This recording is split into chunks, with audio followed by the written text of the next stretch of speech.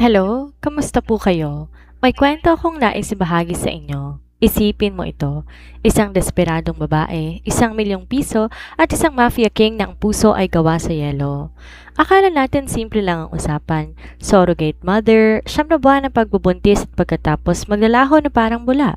Pero paano kung ang mismong batang dinadala mo ang susi sa isang digmaang matagal nang natutulog?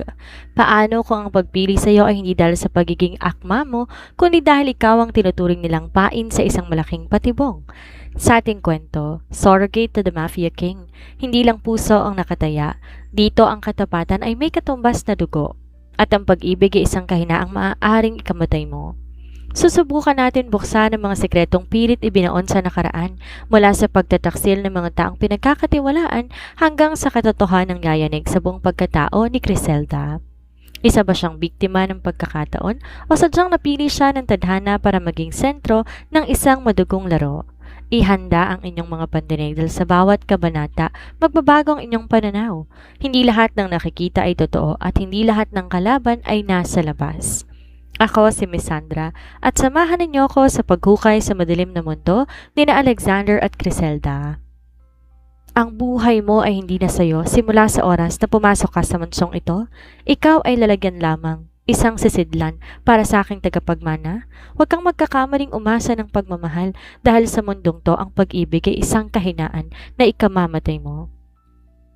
Si Criselda ay isang babaeng walang ibang hinangad kundi magpatawad at ang pagkakamali ng kanyang nakaraan. Mailigtas ang kanyang pamilya sa pagkabaon sa limot. Ngunit ang kapalaran may malupit na laro. Upang mabayaran ang dambuhalang utang na magpapalaya sa kanyang mga mahal sa buhay, napilitan siyang pumasok sa isang mundong hindi niya kailanman inakalang hahakbangan. Ang madilim at madugong imperyo ni Alexander Vergara. Si Alexander ang hari ng mga anino, ang mafia king na walang inuurungan, walang pinapatawad at walang kinikilalang batas maliban sa sarili niyang mga dikta. Ang kasunduan simple, isang bata, 9 buwan ng pagsasakripisyo, 1 milyong piso. At pagkatapos ng panganganak, kailangan niyang maglaho na parang bula. Ngunit ang kasunduang to'y nababalot ng mga sikretong mas mabigat pa sa ginto. Sa bawat gabing nililipas ni Criselda sa loob ng mansong puno ng mga matang nagmamasid, unti-unti niyang matutuklasan ang isang katotohanang yayanig sa kanyang buong pagkatao. Ang sanggol sa kanyang sinapupunan, hindi lamang basta tagapagmana, ito ang susi ng itinakda. Ang batang inaasam-asam ng lahat ng mga karibal na sindikato upang wasakin ang kapangyarihan ng mga Vergara. At ang pinakamasakit na bahagi, hindi siya pinili ni Alexander dahil sa kanyang pagiging akma bilang isang ina. Pinili siya dahil siya ang pain. Siya ang magsisilbing kalasag at pain upang lumabas ang mga traidor sa loob mismo ng organisasyon ni Alexander. Habang lumalalim ang kanyang pagbubuntis, lumalalim din ang panganib. Sa gitna ng mga baril, mga banta ng kamatayan at ang nakakagulat na pag-usbong ng isang damdaming hindi dapat umiral, mahuhulog si Criselda sa isang laro ng buhay at kamatayan, kung saan ang bawat haplos ni Alexander ay maaaring maging simula ng kanyang katapusan. Magtatagumpay ba ang misyon ni Criselda na iligtas ang kanyang pamilya o tuluyan na siyang lalamunin ng kadiliman ng Mafia King? Sa mundong ang katapatan ay may kapalit na dugo. Sino ang tunay na kakampi at sino ang tunay na halimaw? Ang ulan sa labas ng monson ng mga Vergara ay hindi lang basta pagpatak ng tubig. Ito ay tila pagtangis ng langit para sa isang kaluluwang malapit ng ibenta. Ang mansyon na nakatayo sa tuktok na isang matarik na burol ay nababalot ng kadiliman. Sa loob, ang bawat sulok punong-puno ng tensyon na parang kuryenteng dumadaloy sa hangin. Nakatayo si Criselda sa gitna ng malawak na foyer. Ang kanyang mga paa, nakapatong sa makintab na marble floor na kasing lamig ng kanyang nararamdaman. Ang kanyang mga kamay nanginginig habang mahigpit na nakahawak sa strap ng kanyang lumang bag. Ang tanging alaala ng buhay na sinusubukan niyang talikuran. Sa bawat paghinga niya, amoy niya ang mamahaling pabango, floor wax at ang nakakabahalang amoy ng bakal na nagmumula sa mga baril ng mga guardyang nakatayo sa bawat sulok. Sa harap niya nakaupo si Alexander Vergara sa isang trono na gawa sa maitim na nara. Ang hari ng dilim. Hindi nito kailangan ng korona para ipakita ang kanyang kapangyarihan. Ang bawat linya sa kanyang mukha, ang kanyang matatalim at mapanghamong mga mata, at ang paraan ng paghawak niya sa kanyang baso ng whiskey ay sapat na para magpasuko ng sinuman. 1 milyong piso. Panimula ni Alexander. Ang kanyang boses ay malalim, reynado ng otoridad at kasing lamig ng yelo. Yan ang halagang kailangan mo para mabura lahat ng kasalanan ng pamilya mo sa lipunan. Yan ang halagang kailangan para hindi makulong ang ama mo at hindi mamatay ang kapatid mo sa ospital. Napalunok si Criselda. Ang bawat salitang binibitawan ni Alexander ay parang punyal na tumatago sa kanyang dibdib. Gagawin ko, sagot niya. Sinisikap na patatagin ang kanyang boses kahit ang kanyang mga tuhod halos manghina na. Gagawin ko ang lahat, basta ilabas mo sila sa gulo. Tumayo si Alexander. Ang kanyang 6 na talampakang pangangatawan ay tila sumakop sa buong silid na nagbigay ng anino na bumalot kay Criselda. Dahan-dahan siyang lumapit. Ang bawat hakbang ay may bigat na parang pagbitaw ng hatol. Huminto siya sa harap ni Criselda. Ang kanilang mga mukha ilang pulgada na lamang ang layo. Amoy niyang tabako at ang pamilyar na tapang ng isang lalaking sanay pumatay. Hindi mo lang to gagawin, Criselda, bulong ni Alexander. Ang kanyang boses ay tila isang babala. Susunod ka sa bawat batas ko. Walang labas ng mansong ito nang walang pahintulot ko. Walang pakausap na iba. At higit sa lahat, huwag na huwag kang mahuhulog sa bitag ng damdamin. Dahil sa sandaling ilawal mo ang bata, ikaw ay magiging isang multo na lamang sa buhay ko. Wala kang pangalan, wala kang mukha, at wala kang nakaraan. Ang intensyong nakita ni Criselda sa mga mata ni Alexander hindi pag-ibig, kundi purong pagmamayari. Para sa Mafia King, siya isa lamang sisidlan, isang incubator na may expiration date, isang gamit na itatapon kapag wala ng silbi. Naiintindihan mo ba? Tanong ni Alexander. Ang kanyang kamay ay humaplos sa pisngi ni Criselda.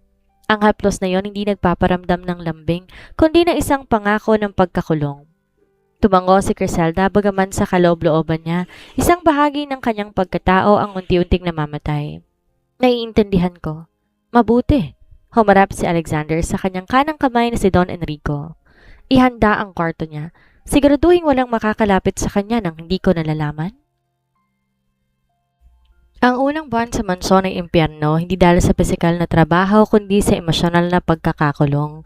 Si Criselda binabantay ng mga armadong lalaki kahit saan siya pumunta. Ang bawat pagkain niya sinusuri, ang bawat paghinga niya may nakabantay. Ang mansyon na naging kanyang gintong hawla. Isang gabi habang naglalakad siya sa hallway patungo sa garden, isang lugar na pinapayagan siyang puntahan para sa sariwang hangin, narinig niya ang isang pag-uusap sa loob ng opisina ni Alexander. Ang pinto bahagyang nakabukas, huminto siya. Ang tibok ng puso niya umaabot na sa kanyang lalamunan. Hindi siyang tamang babae, Alexander. Ang dugo niya hindi tumutugma sa itinakda ng prophecy ng mga kalaban natin. Ang boses ni Don Enrico ay puno ng pag-aalala. Alam ko, malamig na sagot ni Alexander. Pero siya ang pinakamagandang pain para lumabas ang tunay na traidor sa organisasyon natin. Kapag nalaman ng mga kariban na siyang nagdadala ng tagapagmana, susugod sila at doon natin sila uubusin sa isang bagsakan. Napatakip si Criselda ng bibig. Ang mundo nila tila tumigil sa pag-ikot. Di siya pinili dahil sa compatibility. Pinili siya dahil siya ang target, siya ang pain. Ang bata sa loob niya, ang buong pagbubuntis niya ay isang malaking patibong. Siya ay alay sa digmaang wala siyang kinalaman.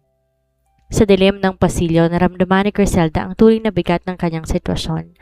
Di lang siya nagbebenta ng kanyang sinapupunan, pinagbenta niya ang kanyang buhay sa isang lalaki na ang tanging mahalaga ay ang kanyang kapangyarihan. Ang bawat paghinga ni Criselda ay tila may kasamang yabag ng panganib. Matapos marinig ang katotohanan mula sa labas ng opisina, ang dating marangyang mansyon ay nagmuha ng isang malawak at madilim na sementeryo sa kanyang paningin. Bawat alino sa dingding tila isang espiya. Bawat kalansing ng baso ay tila babala ng pabarating na gulo. Hindi siya makatulog. Nakahiga siya sa malambot at mamahaling kama ng master suite na inilaan para sa kanya. Ngunit ang pakiramdam niya nakahiga siya sa kama ng mga pako. Ang pain. Ang salitang yon, paulit-ulit umiikot sa kanyang isipan, parang silang plaka. Ginamit siya, niloko siya. Biglang bumukas ang pinto. Hindi kumatok, hindi mo lang nag-atubili.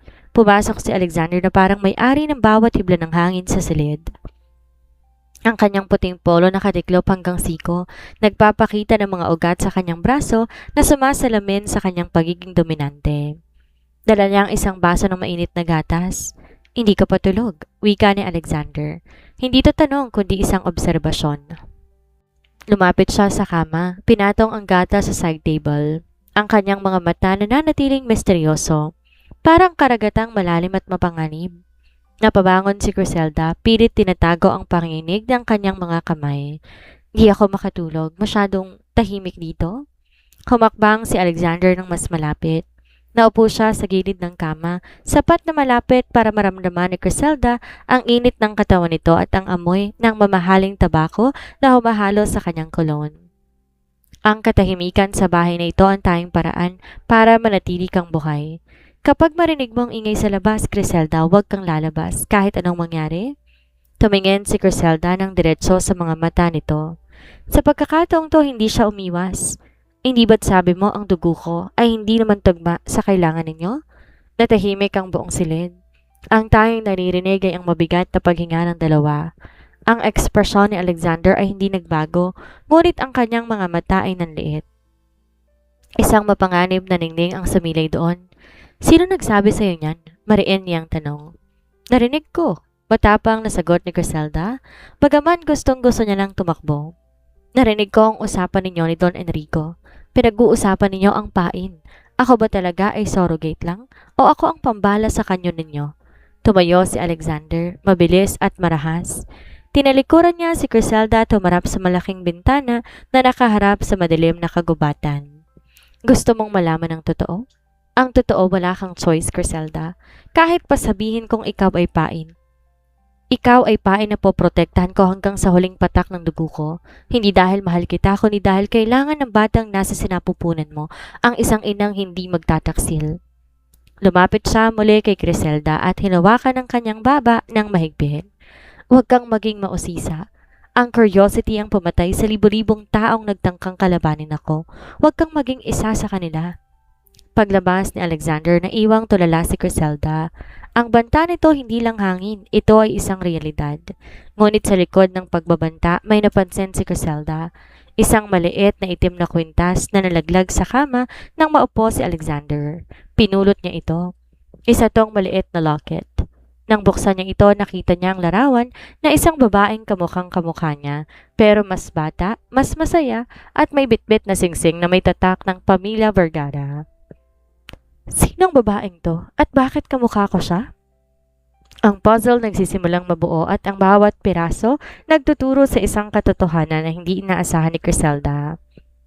Hindi lamang siya basta pain, siya ay may kaugnayan sa nakaraan na matagal nang ibinaon ni Alexander sa hukay. Ang locket tila may sariling init sa loob ng palad ni Griselda habang nakatitig siya sa larawan ng babaeng kamukha niya. Ramdam niya ang pagtibok na isang sekretong hindi dapat mabunyag. Ang mga mata ng babae sa locket ay tila nagtatanong, tila humihingi ng hustisya. Sino siya? At bakit tinatago ni Alexander ang mukhang to sa loob ng isang maliit na alahas? Isang mahinang katok sa pinto ang nagpabalik sa kanya sa realidad. Mabilis niyang tinago ang locket sa ilalim ng kanyang unan bago bumukas ang pinto. Pumasok ang isang matandang katulong, si Yaya Rosa, na may dalang tray ng pagkain. Ang mukha nito laging blanco, parang maskara ng takot. Kailangan mong kumain, iha? Wika ni Yaya Rosa. Ang boses ay parang kaluskos ng tuyong dahon. Malakas ang bata sa sinapupunan mo at kailangan mo ng nutrisyon. Napansin ni Griselda ang pagtingin ni Yaya Rosa sa direksyon ng kama, sa bahaging kinalalagyan ng locket. Mabilis nag-iwas ng tingin ng matanda, ngunit hindi nakalampas kay Griselda ang panginginig ng mga kamay nito nang lipag ang tray. Yaya Rosa, panimula ni Griselda, sinisikap gawing kaswal ang boses. Sinong babaeng to? Dinungkot niya ang locket at pinakita to sa matanda. Nanlaki ang mga mata ni Yaya Rosa, namutlato ng husto, tila nakakita ng multo. Itago mo yan. Wag na wag mong ipakikita kay Don Alexander ang hawak mo. Ipapapatay ka niya kapag nalaman niyang nahanap mong locket na yan. Bakit? Tanong ni Griselda. Lumapit siya ng bahagya. Ang kanyang emosyon humahalo na sa takot at galit. Kamukha ko siya. Sino siya sa buhay ni Alexander? Siya bang dating surrogate? O baka naman siyang tunay na asawa niya? Yumuko si Yaya Rosa at pabulong na nagsalita. Ang bawat salita may halong panginginig. Siya si Isabella, ang babaeng minahal ng Mafia King bago siya naging halimaw. At tandaan mo ito, iha, hindi siya surrogate. Siya ang legal na asawa ni Alexander na naglaho na lang na parang bula 5 taon nang nakalilipas. Ang lahat ng mga babaeng dinala rito, ang lahat ng mga surrogate, pilit silang ginagawang kopya ng Isabella. Para bang sinampal si Criselda ng isang malamig na hangin. Ang buong katawan niya ay nanghina. Hindi pala siya pain dahil sa digmaan ng mga sindikato, siya ay pain dahil siya ang replacement. Siya ay ginagawang anino ng isang babaeng patay na o nawawala. Kaya ba ako pinili? Tanong ni Criselda. Ang boses ay garalgal. Dahil kamukha ko siya? Hindi lang kamukha, sagot ni Aya Rosa bago to nagmamadaling lumabas ng silid. Sinasabi nilang siya ay reinkarnasyon ng Isabella at si Alexander, hindi niya matanggap ang kamatayan nito kaya't naghahanap siya ng paraan para ibalik ang nakaraan. Naiwan mag-isa si Criselda sa malawak na kwarto. Ang gintong hawla hindi na lamang basta kulungan. Ito ay isang altar para sa isang patay na pag-ibig. Ang takot na nararamdaman niya kanina ay napalitan ng isang matinding determinasyon. Kailangan niyang lumabas. Hindi siya magiging anino ng sinuman. Ngunit bago pa man siya makakilos, narinig niya ang mabibigat na yabag ni Alexander sa pasilyo. Huminto ito sa tapat ng kanyang pinto. Criselda? Tawag ni Alexander. Binuksan ang boses na tila may halong pag-aalala na hindi niya maipaliwanag. Buksan mo ang pinto. May kailangan akong sabihin sa'yo. Mabilis na itinago ni Criselda ang locket sa loob ng kanyang bra at lumapit sa pinto. Nang buksan niya ito, nakita niya si Alexander na nakasandal na sa pader. Ang kanyang mga mata ay pagod. Ang kanyang barong ay bahagyang gulo. May nakita ka ba sa loob ng kwarto ko? Tanong nito. Ang kanyang tingin ay matalim. Tila sinusuri ang bawat galaw ni Criselda. Tumibok ng mabilis ang puso ni Criselda. Ito na ang sandali ng katotohanan. Wala. Pagsisinungaling niya. Habang ang rocket ay tila sumasaksak sa kanyang dibdib. Bakit? Ano bang dapat kong makita? Tinitigan siya ni Alexander ng matagal. Ang kanyang mga mata ay parang nagbabasa ng bawat bahagi ng kaluluwa ni Criselda. Sinasabi ko lang dahil sa mansyong ito, ang bawat bagay may kwento at ang mga kwento rito madalas nauuwi sa trahedya. Ang hangin sa loob ng kwarto ay nananatiling mabigat, tila may nakabitin na sumpa matapos ang pag-alis ni Alexander. Di man lang kumurap si Criselda hanggang hindi tuluyang naglalaho ang yabag nito sa pasilyo. Nang masiguro niyang wala ang Mafia King, agad siyang napasandal sa pintuan at napahinga ng malalim. Ang bawat tibok ng puso niya ay tila kampana na nagbababala ng paparating na unos. Dahan-dahan niyang nilabas ang locket mula sa kanyang damit. Ang malamig na bakal nito ay tila nagbibigay ng kakaibang enerhiya sa kanyang mga daliri. Isabella, ang pangalang yon parang laso na unti-unting dumadaloy sa kanyang sistema. Hindi siya bihag para sa isang misyon. Hindi siya kinuha para sa isang propesiya. Siya ay binihag dahil sa isang obsession. Hindi ako manika, bulong ni Criselda sa sarili. Ang boses puno ng determinasyon na hindi niya akalaing taglay niya. Hindi ako papayag na maging anino ng isang patay. Dinala niya ang locket sa liwanag ng lampara sa lamesa. Sa ilalim ng mahinang ilaw napansin niya ang isang maliit na ukit sa gilid ng locket, isang code V77IX. Di niya alam ang kahulugan nito, ngunit naramdaman niya ito ang susi sa lahat. Sa ilalim ng kama may isang maliit na floorboard na medyo maluwag. Gamit ang hawak na nail file, pinilit niyang iangat ang kahoy. Sa loob may maliit na notebook na nakabalot sa lumang tela. Nang buksan niya to, bubungad sa kanya ang mga tala-arawan ni Isabella, ang mga sulat puno ng takot, pagmamahal at huling hantungan ng isang babaeng unti-unting nalulunod sa pagmamahal ng isang halimaw. Ngayong gabi, nalaman ko ang sekreto ng mga Vergara. Basa ni Criselda sa isang pahina. Hindi lang sila negosyante, sila ang mga tagapangalaga ng isang lihim na vault sa ilalim ng munsong ito, kung saan nakatago ang yaman ng mga pamilyang winasak nila. At si Alexander, siya ang dahilan kung bakit di ako makakalabas. Sinasabi niyang mahal niya ako pero ang pag-ibig niya isang tanikala. Biglang bumukas ang pinto, hindi si Alexander kundi si Don Enrico. Ang kanyang mukha ay parang yelo, walang emosyon, ngunit ang kanyang mga mata nagbabanta. Don Enrico, pagbati ni Criselda. Mabilis tinago ang notebook sa ilalim ng kanyang damit. Doña Criselda, sagot nito, ang boses ay formal ngunit may halong sarkasmo. Pinapatawag ka ni Don Alexander sa hapunan at may nais siyang ipakita sa iyo, isang regalo para sa iyong pagbubuntis? Habang naglalakad sila patungo sa dining hall, ramdam ni Criselda ang bawat tingin ng mga gwardya. Ang mansyon ay mas nakakatakot ngayong gabi. Pagdating sa dining hall, nakaupo si Alexander sa dulo ng mahabang hapagkainan na puno ng mamahaling pagkain. Sa tabi nito, isang malaking kahon na nakabalot sa pulang pelus. Criselda, tawag ni Alexander, ang kanyang mga mata nagliliyab sa isang emosyon na hindi matukoy ni Criselda. Halika rito, papagawa ko to para sa'yo.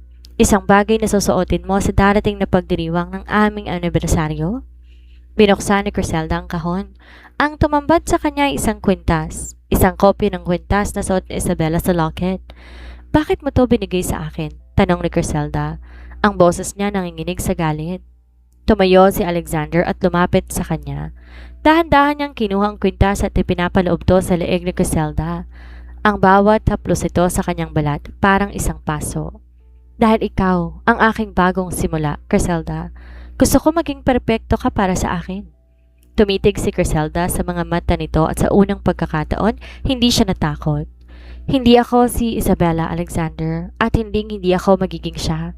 Ang ngiti ni Alexander unti-unting nawala at ang silid binalot na nakakabinging katahimikan. Ang tensyon umabot na sa sukdulan. Alam ni Criselda na sa sandaling iyon ang kanyang pagtakas ay di na lang isang kagustuhan kundi isang pangangailangan para mabuhay.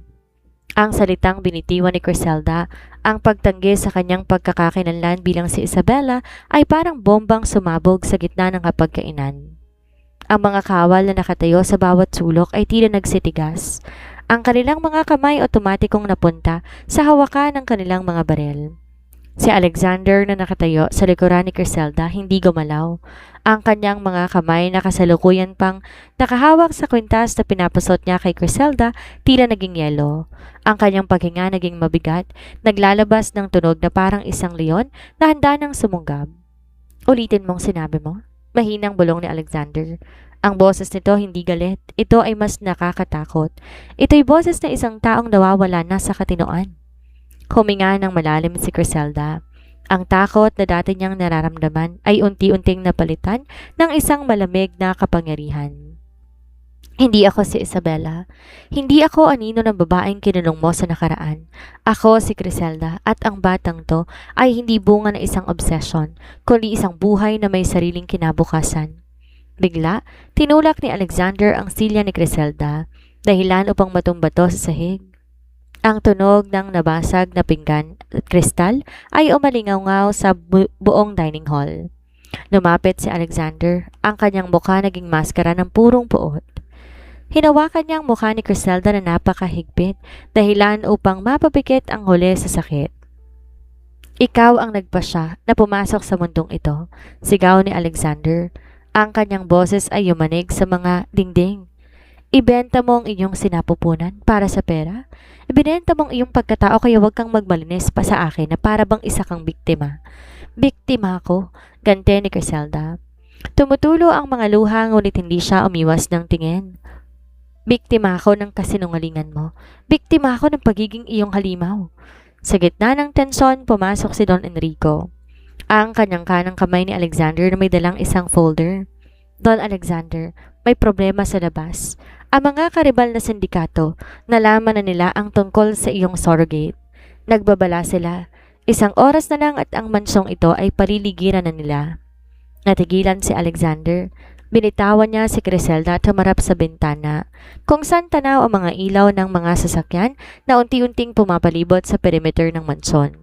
Ito na ang sandaling hinihintay niya. Ang pain ay nakaposisyon na. Ihanda ang mga depensa, utos ni Alexander kay Enrico bago muling tumingin kay Criselda. Ang kanyang tingin hindi na obsession kundi isang malamig na kalkulasyon. Criselda, Ito ang gabing malalaman natin kung gaano kahalaga ang buhay mo. Kung totoo nga na may magic sa dulo ng mga Vergara o kung isa ka lang talagang ordinaryong babaeng mamamatay sa gitna ng crossfire. Binuhat siya ni Alexander ng marahas at dinala sa isang ligtas na silid. Isang panic room na nakatago sa likod ng malaking bookshelf sa library. Pinasok siya nito sa loob at isinara ang mabigat na bakal na pinto. Dito ka lang hanggang sa matapos ang gulo. Kung hindi ako babalik, may mga susi sa drawer. Gamitin mo para makataas sa tunnel na maglalabas sa iyo sa kagubatan.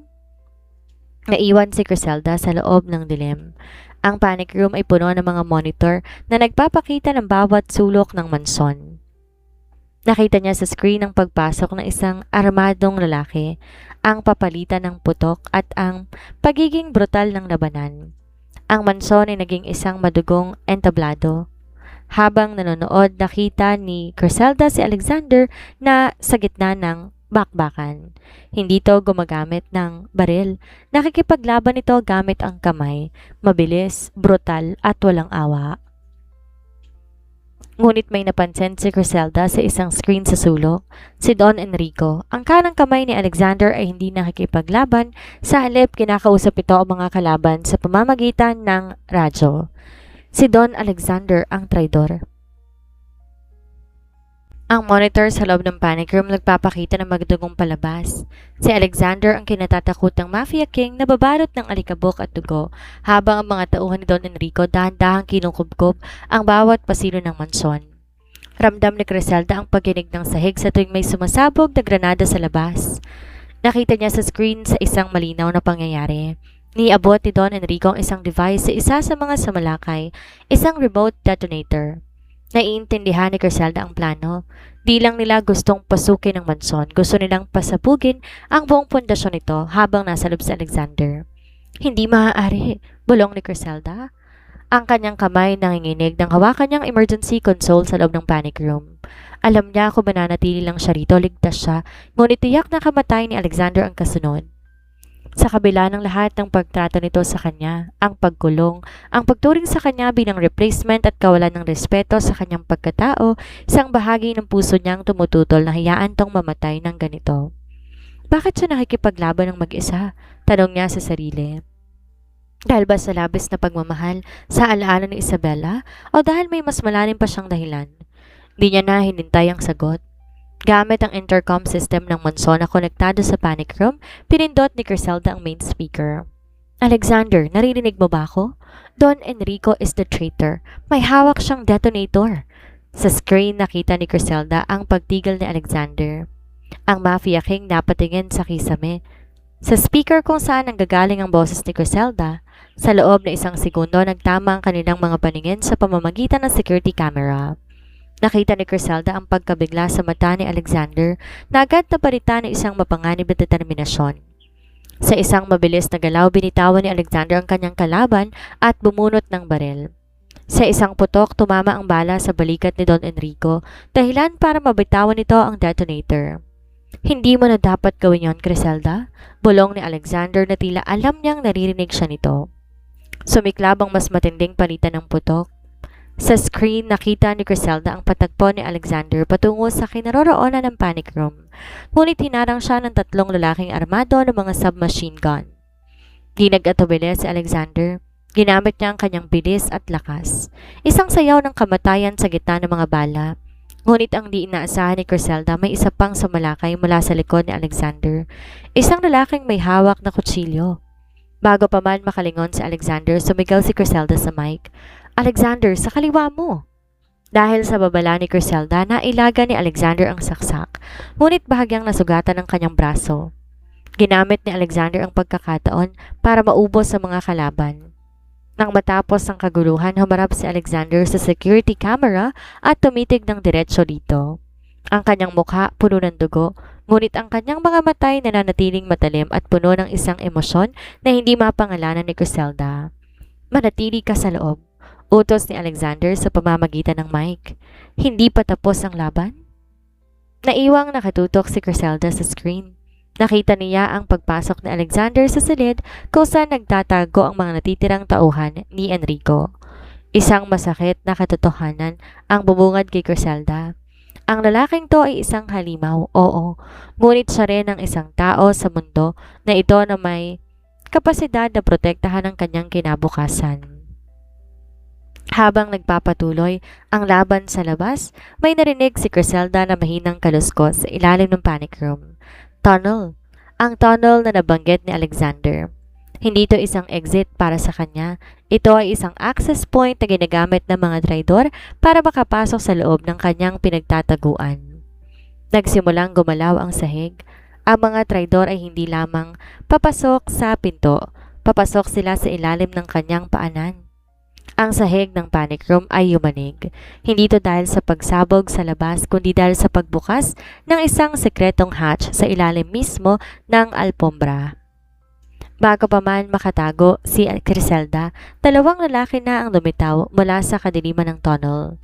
Nakasuot sila ng tactical gear at mga itim na maskara. Mga tauhan ni Don Enrico na hindi na dumaan sa pinto. Nahanap na natin siya, bulong ng isa pa. Ang kanyang boses ay parang gasgas na bakal. Huminga ng malalim si Griselda. Wala na siyang choice. Hindi na siya ang babaeng takot na takot sa unang kabanata. Ang galit at determinasyong kumukulo sa kanyang dugo ay nagbigay sa kanya ng lakas na hindi niya alam na taglay niya. Nang akbang lalapit ng isa, kinuha ni Griselda ang isang mabigat na metal na trophy mula sa loob ng panic room at binatoto ng buong lakas sa ulo ng lalaki. Napadaing ang lalaki at natumba. Ang isa naman bumunot ng barel ngunit bago pa man to maikasa ang armas, sinipa na ni Griselda ang control panel ng ilaw. Nabigla ang lalaki sa biglaang pagdilim ng silid. Ginamit ni Griselda ang pagkakataong yon para tumalon sa loob ng tunnel. Ang tanging paraan para makatakas sa kamay ng mga traidor. Ang tunnel ay masikip, madilim at amoy amag. Nagtatakbo si Griselda. Ang kanyang mga yapak ay umaalingaw sa dingding na yari sa semento. Di niya alam kung saan ito patungo, ngunit alam niya papalayo ito sa pangunahing laban. Huwag niyong hahayaang makatakas ang babaeng yan. Siyang insurance natin laban kay Vergara? Sigaw na isang tinig mula sa likuran. Naririnig niya ang yabag ng mga humahabol. Huminto si Griselda na makakita siya ng sanga ng daan. Sa kaliwa, papunta sa basement ng mansyon. Sa kanan, mukhang patungo sa labas ng property. Nag-atubili siya. Kung kakaliwa siya, baka makakasalubong niya si Alexander. Kung kakanan siya, baka makahanap niya ang daan palabas. Si Alexander, naalala niyang mukha nito sa screen. Duguan, pagod, ngunit hindi sumusuko. Kung ang mga traidor ang makakakuha sa kanya, gagamitin nila siya para pigilan si Alexander. Hindi niya hahayaan na maging sanhi siya ng pagkatalo nito. Pumili siya ng direksyon at tumakbo ng mas mabilis. Ang tunnel unti-unting lumiwanag hanggang sa makarating siya sa isang silid na puno ng mga dokumento at mga lumang litrato. Ito ang vault. Dito nakatago ang mga lihim ng mga Vergara. Sa gitna ng silid, nakita niyang isang pamilyar na bagay. Ang orihinal na singsing ni Isabela na nakapatong sa ibabaw ng isang mesa. Sa tabi nito, lihim na nakabukas. Kinuha to ni Griselda at binasa. Kung nababasa mo to, Griselda, ibig sabihin nasa panganib ka na. Ang tunnel na to hindi lang daan palabas. Ito ang libingan ng mga lihim ni Alexander. Huwag kang magtiwala sa kahit na sino, kahit sa kanya. Bumilis ang tibok ng puso ni Griselda. Ang liham ay sulat kamay ni Isabela. Buhay si Isabela? O sadyang napakagaling ni Alexander sa paglalaro ng isip ng mga taong pinapasok niya sa kanyang mundo. Biglang bumukas ang pinto ng vault, pumasok ang isang anino. Hindi totauhan ni Enrico. Ang matangkad na pangangatawan. Ang malamig na tindig, si Alexander. Griselda? Tawag nito. Ang boses ay hapo pero may bakas ng relief. Salamat sa Diyos, buhay ka. Ngunit tumingin si Griselda sa mga kamay ni Alexander. May hawak tong baril na may silencer at may bakas ng dugo sa kanyang damit na di galing sa labanan sa labas. Ito ay sariwang dugo. Sinong pinatay mo, Alexander? Tanong ni Griselda. Ang boses ay matigas. At bakit ka nandito sa vault kung saan nakatago mga sikreto mo? Nanlaki ang mga mata ni Alexander hindi dahil sa galit, kundi dahil sa isang pagkakamali na hindi niya inaasahan. Griselda, hindi mo naiintindihan. Naiintindihan ko na. Putol ni Griselda, hawak ang lihim ni Isabela. Hindi ako ang surrogate. Ako ang susunod na biktima sa listahan ni Isabela. Ang hangin sa loob ng vault naging napakalamig. Tila ba bawat dokumento at antigong gamit sa paligid humihinga ng mga sumpa. Nakatayo si Alexander sa pintuan. Ang kanyang anino ay humahaba sa sahig. Nagmumulang halimaw sa harap ni Griselda. Ang silencer ng kanyang barel bahagyang umuusok pa. Isang katibayan ng buhay na kinitil niya ilang sandali lang nakakalipas. Ibaba mong barel, utos ni Griselda. Kahit nanginginig ang kanyang mga binti, hindi siya umatras. O kaya naman tapusin mo na ako rito kung yan lang talagang plano mo mula pa simula. Tumawa si Alexander. Isang mapait at walang buhay na tawa. Binaba niyang barel ngunit hindi ito sinukbit. Plano? Griselda, ang buhay ko hindi isang laro na may plano.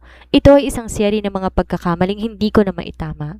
Lumapit siya sa mesa, hindi para saktan si Griselda, kundi para pagmasdan ang liham na hawak nito. Binasa mo, yun ang huling sulat ni Isabela bago siya tuluyang maglaho. Ang akala ng lahat, pinatay ko siya.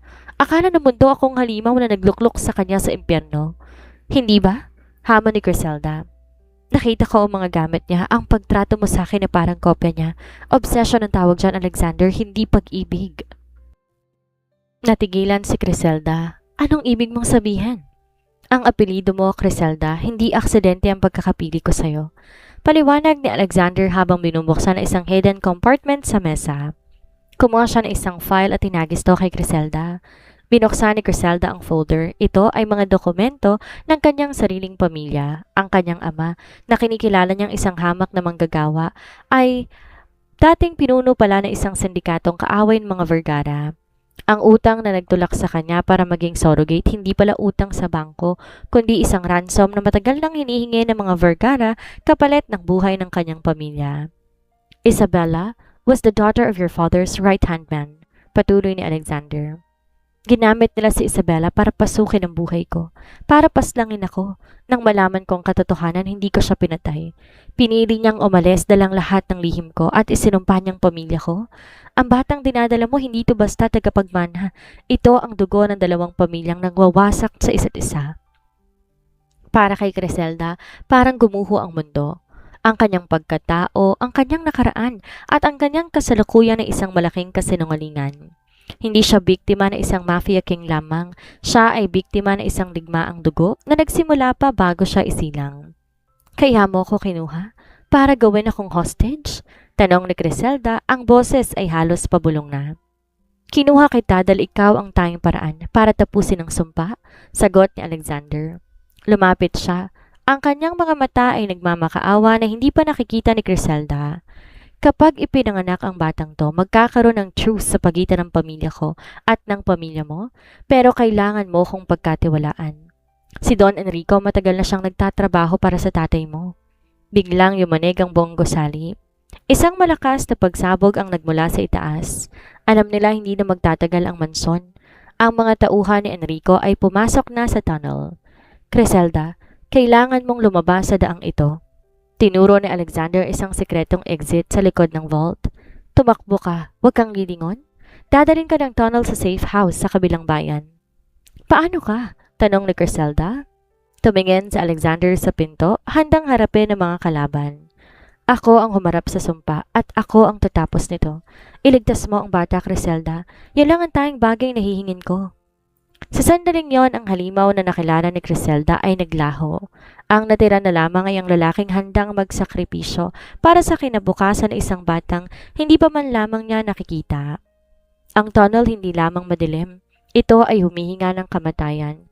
Bawat hakbang ni Griselda, sinasabayan ng malalakas na pagsabog mula sa itaas. Ang manson na dati niyang kinatatakutan unti-unti nagiging abo. At sa bawat pagyanig ng pader, ramdam niya ang pagguho ng kanyang dating buhay. Tumakbo ka, huwag kang lilingon. Ang mga salita ni Alexander ay paulit-ulit na umalingaw-ngaw sa kanyang isipan. Gusto niyang huminto, gustong balikan ang lalaking iniwan niya sa gitna ng digmaan, ngunit ang buhay na nasa loob ng kanyang sinapupunan ang nagtulak sa kanya para magpatuloy. Hinawakan niya na mahigpit ang kanyang tiyan. Kailangan nating makaligtas, bulong niya sa sanggol. Sa likuran niya, ang mga yabag ng mga tauhan ni Don Enrico ay papalapit. Boom! Isang malakas sa putok ang tumama sa dingding sa tabi ng kanyang ulo, dahilan upang magliwayway ang mga alikabok at simento. Hindi sila tumigil. Alam ng mga traidor na ang susi sa pagkapanalo ng tatay ni Griselda, ang pagkontrol sa tagapagmana ay nasa kanyang sinapupunan. Huli ka na, Griselda, sigaw ng isang boses mula sa dilim. Hindi lumingon si Griselda, sa halip, hinugot niyang maliit na flashlight na nakuha niya sa mesa ng vault at tinutok to sa kisame ng tunnel. Nakita niyang isang lumang valve ng fire sprinkler system. Sa isang matalas na bato na napulot niya sa sahig, hinampas niya ang tubo. Bumuga ang napakalamig na tubig sa mataas na presyon. Hindi to apoy, ngunit sapat na ito para maging sanhi ng chaos. Ang tunnel, nabalot na makapal na ambon at madulas na sahig. Ang mga humahabol sa kanya ay nadulas, nagkaroon ng gulo at nagkaroon ng pagkakataon si Griselda na makalayo. Paglabas niya sa dulo ng tunnel, bumungad sa kanya ang malamig na hangin ng kagubatan, ngunit hindi siya ligtas. Ang mga sasakyan ng mga kaaway nakaparada sa labas at si Don Enrico mismo naghihintay sa tabi ng isang itim na SUV, hawak ang isang radio transmitter. Tapos na ang laro, Griselda, wika ni Enrico. Ang kanyang ngiti ay para bang lason. Ang tatay mo naghihintay na. Ibigay mo ang bata at baka may matira pa sa pamilya mo. Ang tatay ko isang halimaw gaya mo, matapang na sagot ni Griselda. Kahit anong mangyari, hindi niyo makukuha ang batang to. Kung ganon, wala ka ng silbi. Tinaas ni Enrico ang kanyang barel. Bang! Isang putok ang umalingaw-ngaw, ngunit hindi si Griselda ang tinamaan. Si Enrico napaluhod ang kanyang braso, tamaan ng isang bala na nanggaling sa dilim ng kagubatan.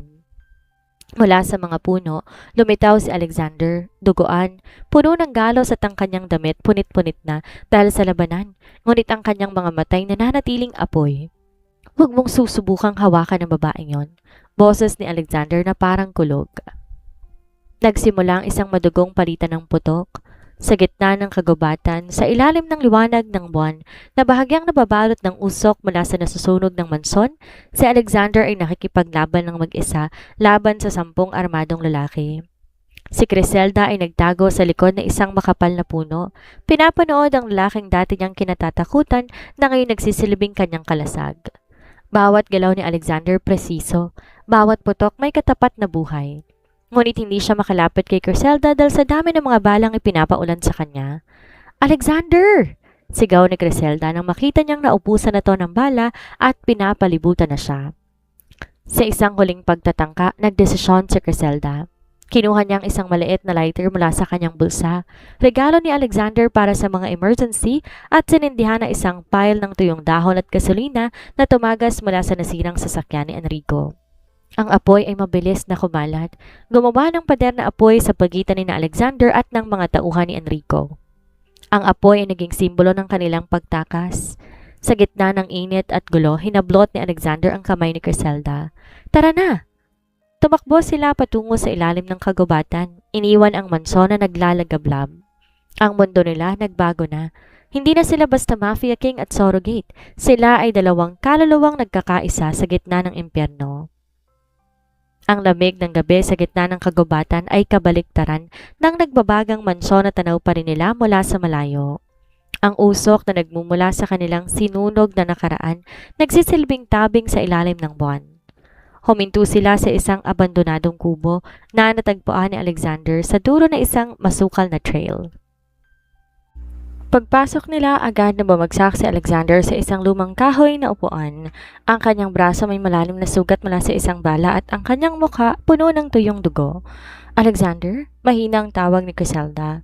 Lumapit siya. Ang kanyang mga kamay ay nanginginig habang sinusubukang punitin ang laylayan ng kanyang damit para gawing benda. Kailangan lang linisin ang sugat mo. Magkakaroon niya ng impeksyon. Tiningnan siya ni Alexander. Ang kanyang mga mata na dati puno ng kapangyarihan at pagbabanta, ngayon puno ng pagod at isang kakaibang lambot na di pa kailanman nakita ni Griselda. Bakit mo ko tinulungan? Tanong nito. Dapat iniwan mo na ako doon. Sa oras ito, manaya ka na sana sa lahat ng gulo. Di sumagot si Griselda, sa halip, sinimulan niyang linisin ang sugat ni Alexander gamit ang tubig na nakuha niya sa isang lumang banga sa sulok ng kubo. Ang bawat paghawak niya ay maingat, pilit na hindi sinasaktan ng lalaking naging dahilan ng kanyang pinakamatinding bangungot. Tinulungan kita, simula ni Criselda.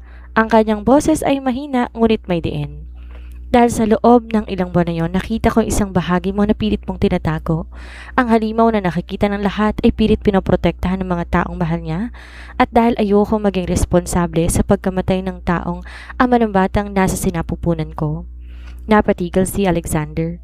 Hinawakan niya ang kamay ni Criselda, pinigilan ng paggalaw nito. Ang kanyang hawak ay mahigpit ngunit hindi masakit. Criselda, hindi mo alam.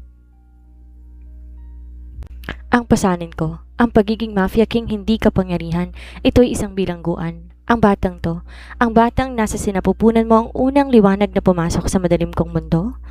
Sa loob ng kubo, sa gitna ng katahimikan ng kagubatan, unti-unting gumuho ang pader sa pagitan nila. Hindi na sila mafia king at surrogate, sila ay dalawang tao na parehong biktima ng isang maruming laro. Nilapit ni Alexander ang kanyang mukha sa tiyan ni Criselda, isang kilos na nagpabilis sa tibok ng puso ng babae. Ramdam ni Criselda ang init ng hininga ni Alexander sa kanyang damit. Patawarin mo ko, bulong nito. Patawarin mo ko dahil ginamit kita sa larong ito. Pero pangako, mula ngayon, ang tanging misyon ko ay mabuhay kayong dalawa. Sa pagkakataong yon, isang kakaibang damdamin ang dumaloy kay Criselda. Hindi takot, kundi isang uri ng pag-asa. Ngunit bago pa man sila makapag-usap ng mas malalim, narinig nila ang isang pamilyar na tunog ng nasa labas, ang ugong ng makina ng isang sasakyan. Di sila natagpuan ng mga tauhan ni Enrico, ang mga tumigil sa labas, ang mga tauhan ng tunay na kalaban, ang sariling pamilya ni Criselda na gustong bawiin ang kanilang ari-arian. Hindi pa tapos ang laban, sabi ni Alexander habang kinakasang kanyang baril. Ang kanyang mga mata ay muling naging matalim. Criselda, magtago ka sa ilalim ng sahig. Kahit anong marinig mo, huwag kang lalabas. Sama ako, protesta ni Criselda. Hindi, madiing sagot ni Alexander. Hinalikan niya ang noo ni Criselda, isang haplos na puno ng pangako. Kung hindi ako babalik, tumakbo ka patungo sa ilog. Nandoon na isang bangkang maglalabas sa lalawigan. Huwag kang lilingon. Ito na ang huling sayaw, ang pag-ibig na nagsimula sa kasinungalingan na isusubukin ang katotohanan ng kamatayan. Ang bawat segundong lumilipas sa loob ng masikip at malikabok na ilalim ng sahig ay tila isang taon para kay Criselda. Ang tibok ng kanyang puso umaalingaw-ngaw sa kanyang pandinig, mas malakas pa sa lagutok ng mga tuyong dahon at yabag ng mga anino, ng mga bota sa labas ng kubo. Sa pamamagitan ng siwang sa sahig, nakita niya ang anino ng mga lalaking nakasuot ng itim, mga tauhan ng organisasyong pinamamahalaan ng kanyang sariling ama. Nasaan siya, Vergara? Isang malamig na tinig ang bumasag sa katahimikan. Si Don Romulo, ang ama ni Criselda, ang lalaking tinuring niyang bayani noong siya ay bata pa, ay nakatayo ngayon sa harap ni Alexander. Ang kanyang boses ay hindi nagtataglay ng pagmamahal, kundi ng pagkauhaw sa kapangyarihan. Si Alexander na nakatayo ng tuwid sa kabila ng kanyang mga sugad ay nanatiling tahimik. Hawak nito ang kanyang baril sa likuran, handang bumunot sa isang kisap mata. Ang anak mo ay wala rito, Romulo. At kahit naririto siya, hindi ko siya ibibigay sa isang katulad mo. Tumawa si Romulo, isang tawang puno ng pangungutya. Anak ko? Si Criselda hindi ko kailanman tinuring na anak. Siya ay isang kagamitan, isang asset na ginamit ko para makapasok sa iyong imperyo. Ang pagbubuntis niya ay ang pinakamahalagang investment na ginawa ko para makuha ang iyong yaman at ang iyong posisyon. Ang mga salitang yon, parang mga punyal na tumagos sa puso ni Criselda sa ilalim ng sahig. Ang kanyang ama, ang lalaking inakala niyang dahilan ng kanyang paghihirap ay siya palang utak ng lahat. Ang pagkakabaon nila sa utang, ang pagkakasakit ng kanyang kapatid, ang pagbebenta sa kanya bilang surrogate, lahat yon ay isang masusing binalak na drama. Siya ay tao, Romulo, sagot ni Alexander. Ang kanyang boses ay umuugong sa galit. Hindi siya produkto na maaari mong ibenta sa pinakamataas na bidder. Sa mundo natin, Alexander, lahat ay may presyo, sagot ni Romulo habang naglalakad paikot sa kubo. At ang presyo ni Criselda ay ang iyong ulo. Biglang nagkaroon ng gulo. Sa isang mabilis na galaw nagpakawala ng putok si Alexander. Ang unang bala tumama sa guardyang nasa kanan ni Romulo. Sumiklab ang putukan. Ang kubo yumanig sa bawat tama ng bala sa mga dingding. Nakita ni Criselda sa siwang ang pagtalon ni Alexander sa likod ng isang lumang cabinet, habang si Romulo nagtago sa likod ng pintuan. Ang tensyon hindi na lamang pisikal, ito ay personal. Habang nagpapalitan ng putok, narinig ni Griselda ang isang katotohanan na yayanig sa kanyang buong pagkatao. Hindi mo ba alam, Alexander? Sigaw ni Romulo habang nagkakasa ng bagong magazine. Si Griselda hindi mo lang surrogate. Ang batang dala niya ay mga susi sa blood heirloom ng pamilya Vergara. Ang sanggol na yon ang tayong makapagbubukas ng vault na matagal mo nang hinahanap. At ang mas nakakatawa pa, si Griselda ay hindi tunay na anak ng pamilyang to. Siya ang nawawalang kapatid ni Isabella. Ginamit kong dugo niya para maninlang ang system ng vault mo. Natigilan si Alexander, ang kanyang barel bahagyang bumaba. Ang impormasyong to'y isang bomba. Kung totoong sinabi ni Romulo, ang batang dinadala ni Griselda ay hindi lang basta tagapagmana. Ito ay isang royal blood ng mga Vergara na matagal nang pinag-aagawa ng mga sinaunang angkan. Kapatid ni Isabella? Nag-isip si Griselda, ang kanyang isip nagwawala. Kaya pala kamukha ko siya. Kaya pala pamilyar ang lahat ng to. Sa sandaling yon ng pagkabigla ni Alexander, nagpakawala ng putok si Romulo. Tinamaan si Alexander sa tagiliran. Napadaing ito at napaluhod. Ngayon, mamatay ka na, kasama ng iyong mga sekreto, wika ni Romulo. Lumalapit kay Alexander na may nakatutok na baril sa ulo. Hindi na nag-isip si Griselda, ang kanyang instinct bilang isang ina at ang galit sa lahat ng panlulokong naranasan niya ay umapaw. Tinulak niya ang sahig. Ang kahoy ay bumigay at siya'y tumalon palabas. Sa kanyang kamay, isang matalim na piraso ng kahoy na napulot niya sa ilalim. Huwag mong lalapitan si Alexander, sigaw ni Griselda. Nagulat si Romulo sa biglaang paglitaw ni Griselda. Ang kanyang barel bahagyang naigawi. Sa pagkakataong yon, gamit ang natitirang lakas, sinanggaba ni Alexander ang binti ni Romulo dahilan upang matumba ito. Mabilis na nakatayo si Griselda at gamit ang piraso ng kahoy, pinukol niya ito sa kamay ng kanyang ama dahilan upang mabitawan nito ang baril. Ang kubo muling nabalot ng katahimikan. Tanging ang mabigat na paghinga ni Alexander at Griselda na lamang ang naririnig. Si Romulo nakahiga sa sahig, hawak ang kanyang sugatang kamay. Habang si Alexander ay nakatayo sa harap nito, hawak ng kanyang baril na nakatutok sa noo ng traidor. Tapusin mo na to, pabulong na wika ni Griselda. Ang kanyang mga mata walang emosyon. Tapusin mo ang lahat ng kasinungalingan. Tumingin si Alexander kay Griselda. Ang kanilang mga mata ay nagtagpo sa gitna ng dugo, sa gitna ng pagkakanulo at sa gitna ng isang katotohanan ng bagong silang. Hindi rito natatapos ang hustisya, Griselda, sabi ni Alexander. Ang pagpatay sa kanya ay masyadong madali. Hahayaan natin na ang batas ng ating mundo ang humatol sa kanya. Ngunit bago pa man makakilos, narinig nila ang tunog ng mga sirena mula sa malayo. Hindi pulis. Ang mga tauhan ni Alexander ay nakarating na. Ang laban ay tapos na, ngunit ang mga sugat na iniwan ng nakaraan kailangan pa ring hilumin. Napaupo si Griselda sa sahig, pagod na pagod. Lahat ng nangyari ay parang isang panaginip na puno ng bangungot. Tumingin siya sa kanyang tiyan. Ang batang magmamana ng lahat ng sakit at tugong ito. Ligtas na tayo, bulong ni Alexander habang lumalapit at dahan-dahang hinahaplos ang buhok ni Griselda. Ngunit ang totoong laban para sa ating kinabukasan, ngayon palang magsisimula. Ang apoy ng kubo unti-unti nang namamatay, gaya ng puot na naghari sa kanilang mga puso. Ngunit sa ilalim ng abo, isang bagong simula ang naghihintay. Ang hangin sa loob ng abandonadong kubo ay nanunuot sa bawat sugat at latay na natamo ng lahat ng nasa loob nito. Ang amoy ng pulbura, tuyong dugo at nasunog na kahoy ay naghahalo. Isang nakakasulasok na cocktail ng karahasan.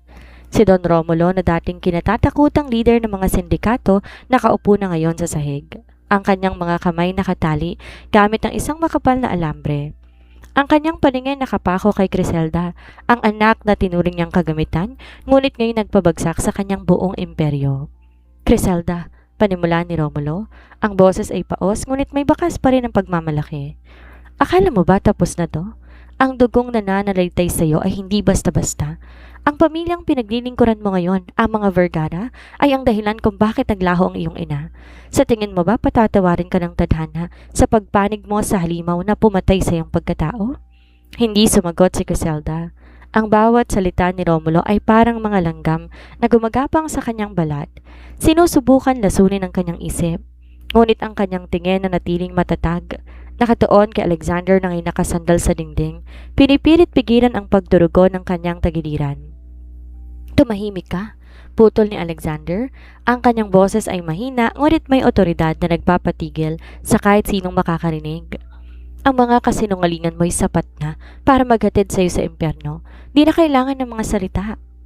Sa labas, ang tunog ng mga yabag na maraming tao ay umalingaw-ngaw. Hindi mga polis kundi ang mga shadow guard ni Alexander, ang mga taong tunay na tapat sa kanya. Ang mga pintuan ng kubo bumukas ng marahas at pumasok ang ilang armadong lalaki na may daladalang medical kit at mga gamit pandepensa. Don Alexander, pagbati ng isa sa mga tauhan. Isang matipunong lalaki na siyang pinuno ng mga guard. Ang perimeter ay malinis na. Ang mga tauhan ni Romulo wala ng laban. Anong gagawin natin sa kanya? Tiningnan ni Alexander si Griselda. Ikaw ang magdesisyon, Griselda. Ang hustisyang nararapat sa kanya ay nasa kamay mo. Siya ang gumamit sa'yo. Siya ang nagbenta sa'yo. Napatingin si Griselda kay Romulo. Nakita niya ang takot sa mga mata nito. Isang emosyon na hindi nito kailanman ipakita nung siya ay bata pa. Sa sandaling yon, napagtanto ni Griselda na ang pinakamalaking parusa para sa isang taong tulad ni Romulo, hindi ang kamatayan, kundi ang pagkawala ng lahat ng kapangyarihang kinapitan nito. Huwag niyo siyang papatayin, wika ni Griselda. Ang boses ay kalmado ngunit may bangis. Ipadala niya siya sa pinakamalalim at pinakamadilim na piitan ng mga Vergara. Hayaan niyo siyang mabuhay sa pagsisisi habang nakikita niyang bawat tagumpay na makakamit natin nang wala ng kanyang impluwensya. Nanlaki ang mga mata ni Romulo sa galit. Mas mabuti pa, patayin mo na lang ako, Griselda. Mas mabuti pa tapusin mo na ako. Yun ang gusto mo, hindi ba? Sagot ni Griselda habang lumalapit sa kanya.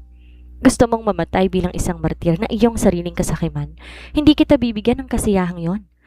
Matapos ang insidente, binuhat ng mga gwardiya si Romulo palabas.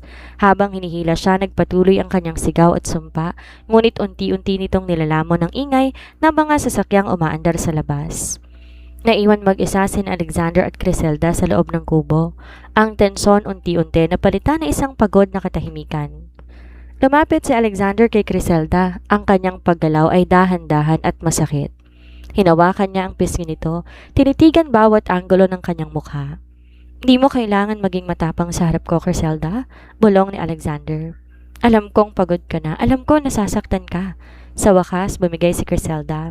Lahat ng emosyong pinigilan niya sa loob ng 12 kabanata, ang takot, ang pangungulila sa pamilyang hindi naman siya mahal, at ang pagmamahal na nabuo sa gitna ng panganib ay lumabas bilang mga luha. Niyakap niya si Alexander hindi bilang isang surrogate, kundi bilang isang babaeng pagod na sa paglalakbay. Lahat ng to, totoo ba? Tanong ni Griselda habang nakasandal sa dibdib ni Alexander. Ang lahat ng pinagdaanan natin, ang pag-ibig na to, totoo ba o parte pa rin to ng laro? Hinalikan ni Alexander ang tuktok ng kanyang ulo. Griselda, kung may bagay mang totoo sa mundo na puno ng kasinungalingan, yon ay ang katotohanan na handa akong mamatay para sa inyo ng batang nasa sinapupunan mo. Hindi yon laro, yon ang aking buhay. Ngunit sa gitna ng kanilang pagyakap, isang mensahe ang natanggap ni Alexander sa kanyang radyo. Isang mensahe na nagpatigil sa mundo ni Griselda. Don Alexander, ang boses sa kabilang linya ay may halong takot. Ang vault ay bumukas na, ngunit hindi dahil sa dugo ng bata. May nakapasok na at kinuha na nila ang legacy.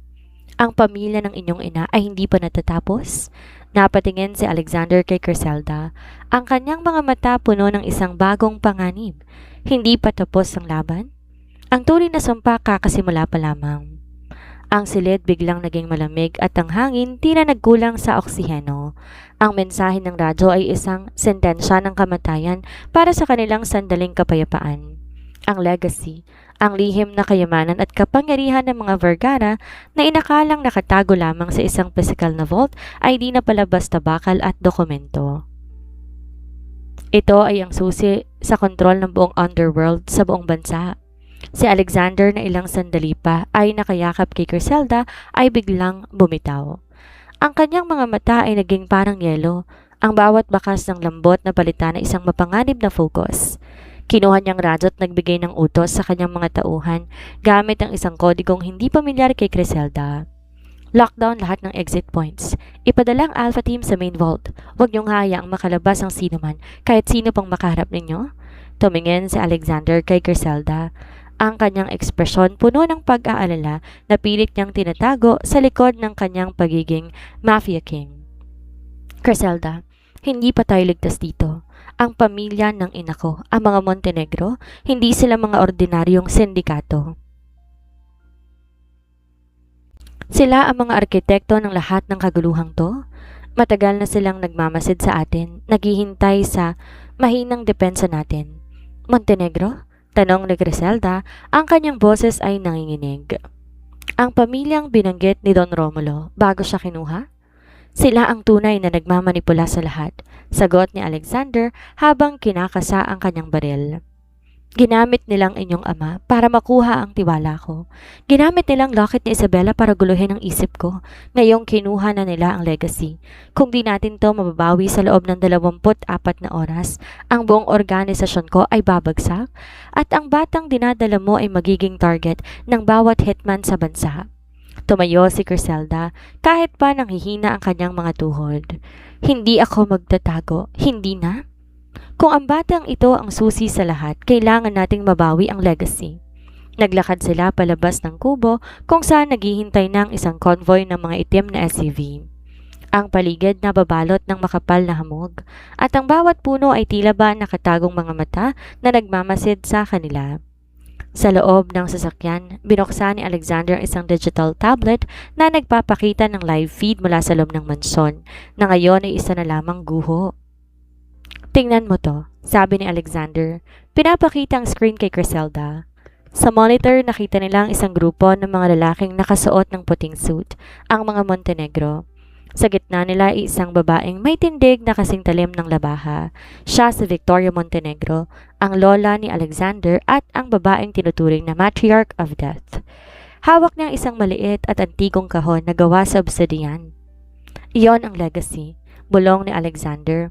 Ang kanyang kamao ay mahigpit na nakakuyom. Naglalaman yon ng listahan ng mga opisyal ng gobyerno, mga husgado at mga lider ng sindikato na hawak ng kanilang pamilya sa loob ng 3 henerasyon.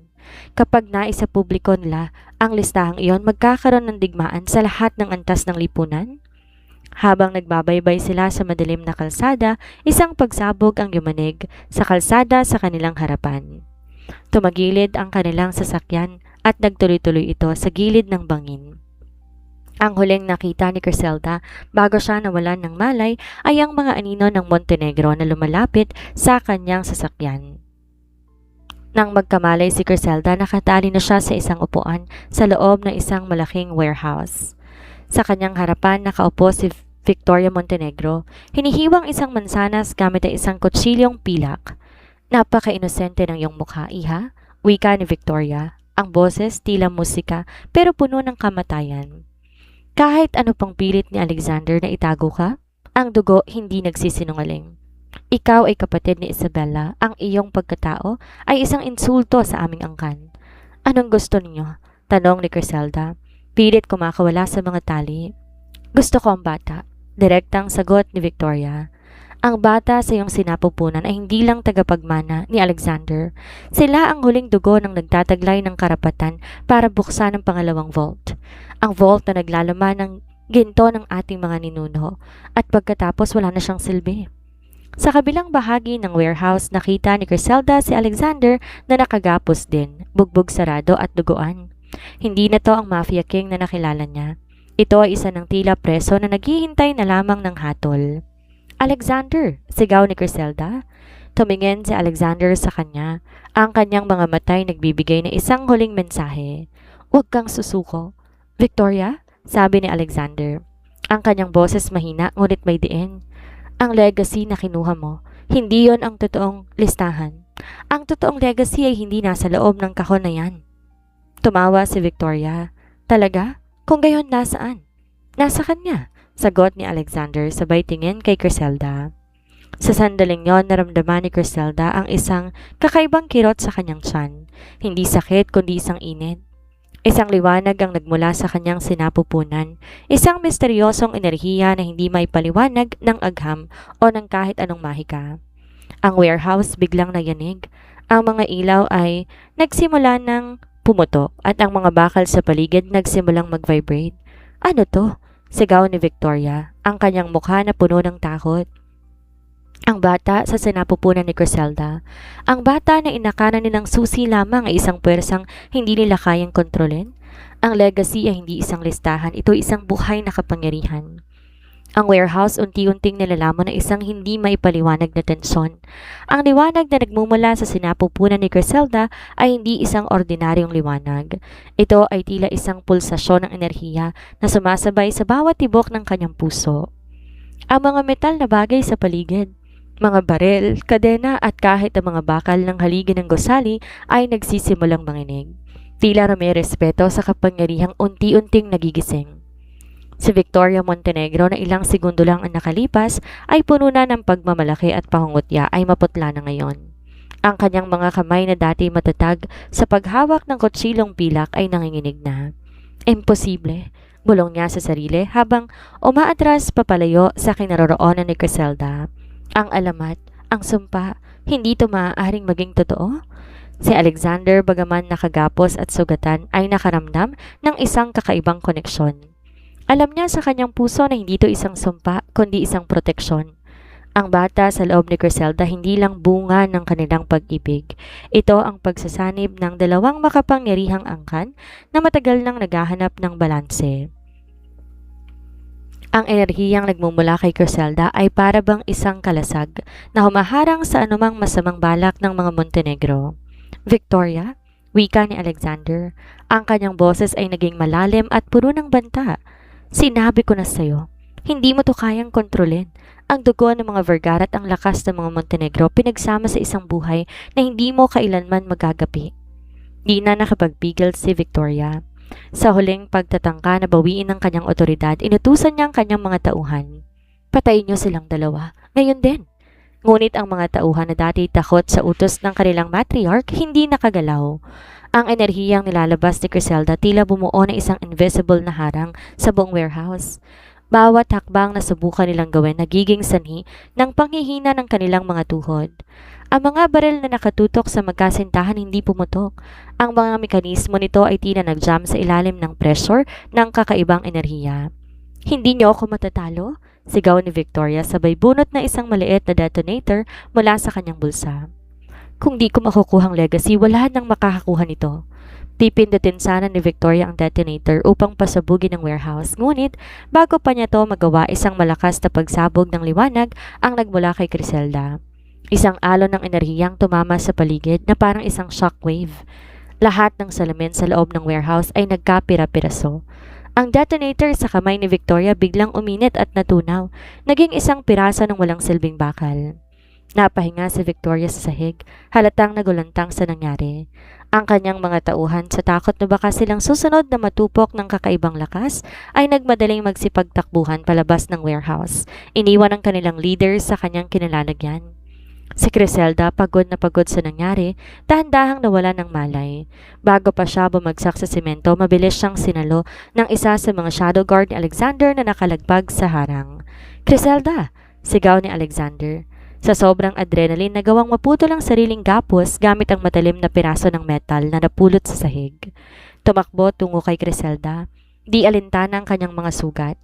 Nang makalapit, dahan-dahang binuhat ng babaeng nagdala ng kanyang kinabukasan. Ang liwanag sa sinapupunan nito unti-unti nang nawawala na nagpapahiwatig ng kapangyarihan nagpapahinga muna. Dalhin ng doktor sa safe house, utos ni Alexander sa tauhan. Ang boses puno ng pag-aalala at si Victoria wag hayaang makatakas ang babaeng yan. Dalhin siya sa ating underground court, doon natin dilitisin lahat ng kanyang kasalanan. Habang sinasakay si Griselda sa sasakyan, tumingin si Alexander sa sariling kamay. Nakitang bakas ng liwanag na dumikit sa kanyang balat mula sa pagkahawak kay Griselda. Naiintindihan niyang lahat. Ang bata ay hindi lang isang tagapagmana, siyang magiging tagapamayapa ng underworld, ang nilalang nawawakasan ng mahabang digmaan ng mga sindikato.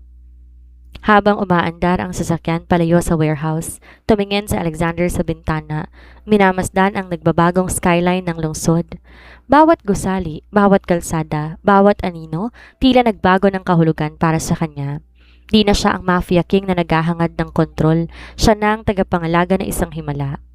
Sa likod ng sasakyan, hinaplos ni Alexander ang tiyan ni Griselda.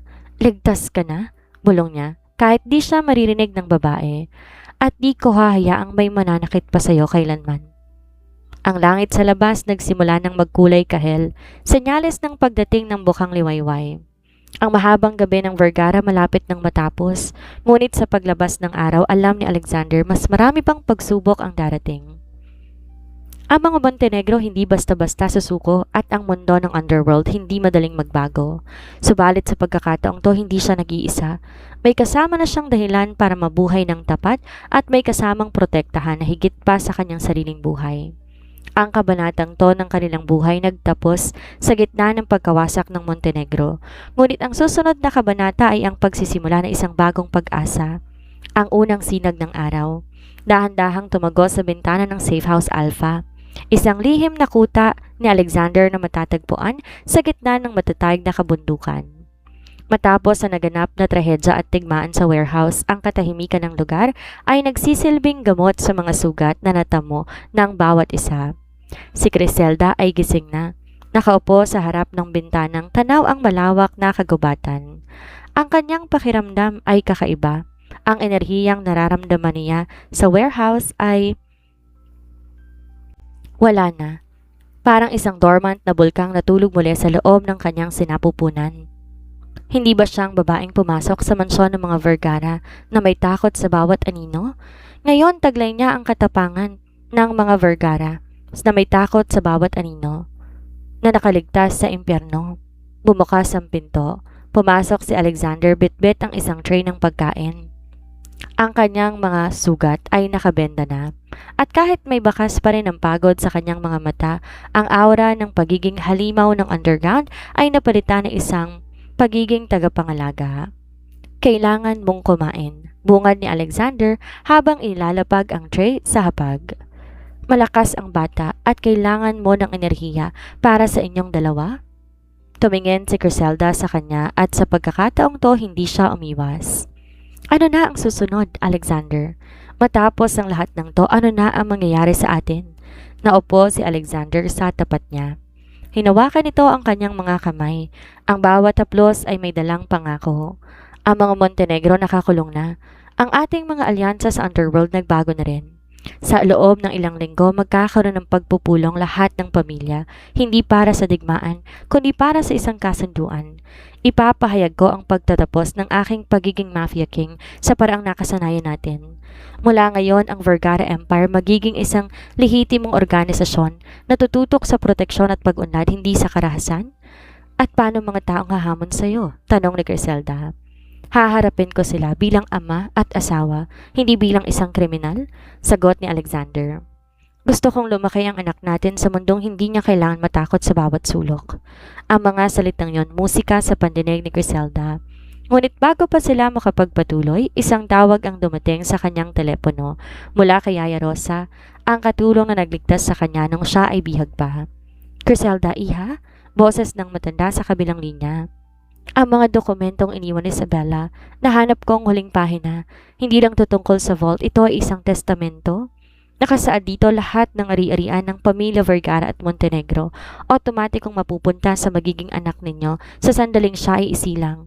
Ang batang yan ang tunay na unifier sa buong organisasyon. Napatingin si Griselda kay Alexander.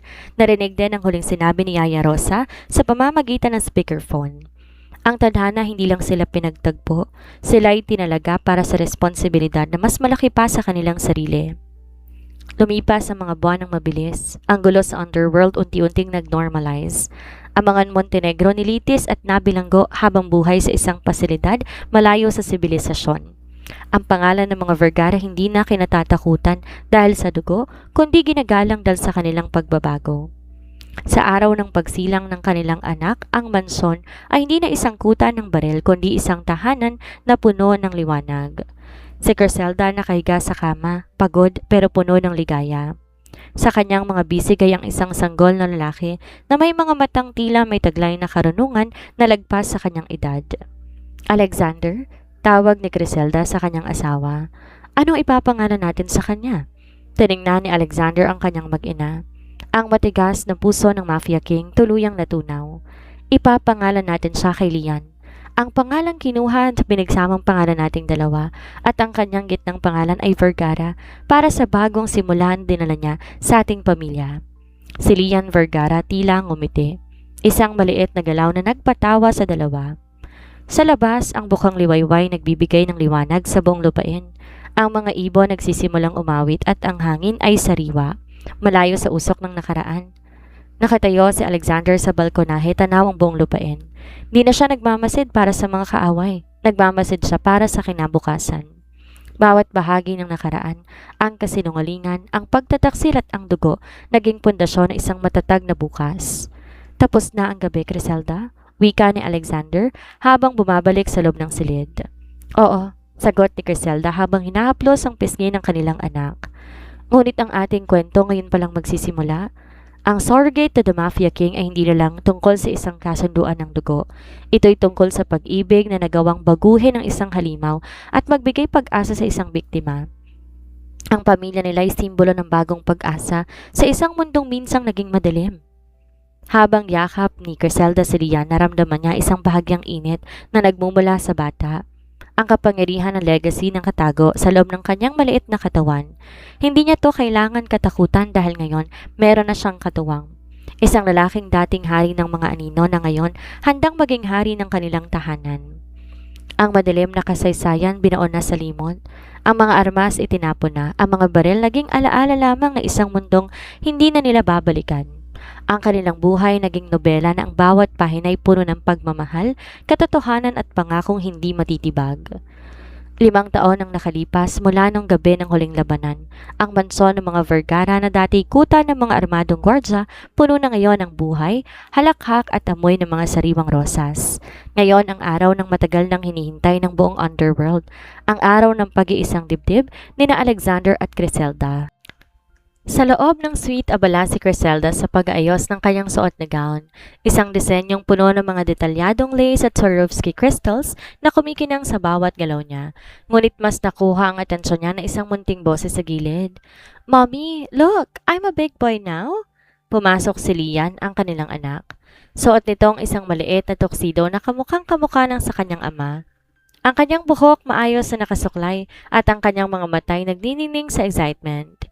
Bitbit niya isang maliit na velvet box na naglalaman ng mga singsing. Napangiti si Criselda at lumuhod para yakapin ang kanyang anak. "You look so handsome, Lian. Your daddy will be so proud of you." "I am proud of him." Isang boses ang nanggaling sa pintuan. Lumingon si Criselda at nakita si Alexander. Nakatuksido ito, ang kanyang itsura mas relax at mas maaliwalas kaysa ng mga nakarang taon. Lumapit siya at marahang hinalikan si Criselda sa noo bago binuhat si Lian.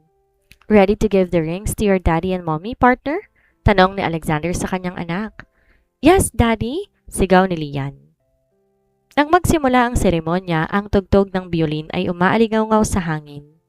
Sa bawat hakbang ni Criselda sa aisle, ramdam niya ang paningay ng lahat, ngunit ang tanging nakikita niya ay si Alexander.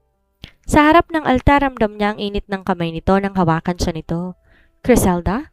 Panimula ni Alexander, ang kanyang boses ay puno ng emosyon. "Sabi nila ang mga lalaking tulad ko, hindi karapat-dapat sa kaligayahan. Pero nang dumating ka, binago mo ang bawat definisyon ko ng pagmamahal. Di lang kita pinakasalan dahil sa kasunduan, kundi dahil ikaw ang nag-iisang babae na nagturo sa akin kung paano maging taong muli." Napaluha si Criselda, ang mga luha ng ligaya. "Alexander, dumaan tayo sa apoy, sa dugo at sa dilim. Pero sa bawat pagkakataon, piliin nating lumaban para sa isa't isa. Ngayon wala na tayong tinatago, wala na tayong kinatatakutan, ikaw ang aking tahanan. You may now kiss the bride," wika ng pari. Ang halik ni Alexander ay hindi ng halik ng isang Mafia King. Ito ay halik ng isang lalaking nahanap na ang kanyang kapayapaan. Nang maghiwalay sila, naramdaman nila ang maliit na kamay ni Lian na yumayakap sa kanilang mga binti. "I love you both," masayang sigaw ng bata. Pagkatapos ng seremonya, nagpatuloy ang pagdiriwang sa isang marangyang resepsyon. May mga paputok sa langit, masasarap na pagkain, at musikang umaalingaw-ngaw hanggang sa mga kabundukan. Sa gitna ng dance floor, sumasayaw sina Alexander at Griselda habang nasa tabi nila si Liana sumasabay sa kanilang mga hakbang. Mahal na mahal kita, Griselda, bulong ni Alexander sa kanyang tenga habang sila'y dahan-dahang umiikot. Mahal na mahal din kita, Alexander, sagot ni Griselda. Nakasandal sa dibdib ng lalaking nag-alok sa kanya ng buong mundo. Sa gabing yon, sa gitna ng karangyaan at pagmamahalan, wala nang anino ng nakaraan. Ang tanging natitira ay ang hinaharap na sabik nilang harapin bilang isang pamilya. Ang Mafia King at ang kanyang surrogate ay hindi na lamang mga tauhan sa isang madugong kwento. Sila'y patunay na kahit ang pinakamadilim na puso, kayang mabigyan ng liwanag ng tunay na pag-ibig. Alam nyo, habang binabagtas natin ang madilim at mapanganib na mundo ni Alexander at Griselda, may isang aral ang di ko maiwasang mapagtanto. Sa buhay, madalas tayong maging biktima ng mga pangyayaring hindi natin kontrolado. Parang si Griselda na napilitang pumasok sa isang mundong hindi niya kinalakihan. Pero mapapansin nyo, ang tunay na lakas wala sa kung anong sitwasyon ang binato sa atin, kundi sa kung paano tayo bumabangon mula doon. Minsan ang mga pinakamamabigat na pagsubok sa buhay ang siya mismong nagbubukas ng pinto para sa ating tunay na pagkatao. Di ba natin mapili ang ating simula pero nasa atin ang kapangyarihan na isulat ang ating wakas. Sana'y naging bahagi tayo ng inyong pahinga ngayong araw. Kung nagustuhan nyo ang mga revelasyon at tensyon sa ating kwento, huwag nyo sanang kalimutang i-click ang like button at i-subscribe ang channel na ito. I-share nyo na rin ang inyong mga opinion sa comment section. Napakasarap basahin ang inyong mga teorya at saloobin. Akong muli ang inyong tagapagsalaysay si Miss Sandra hanggang sa muling pagkikita. Tandaan nyo, sa bawat dilim, palaging may liwanag na naghihintay. Basta wag tayong hihinto sa paglalakad. Maraming salamat sa pakikinig at hanggang sa muli.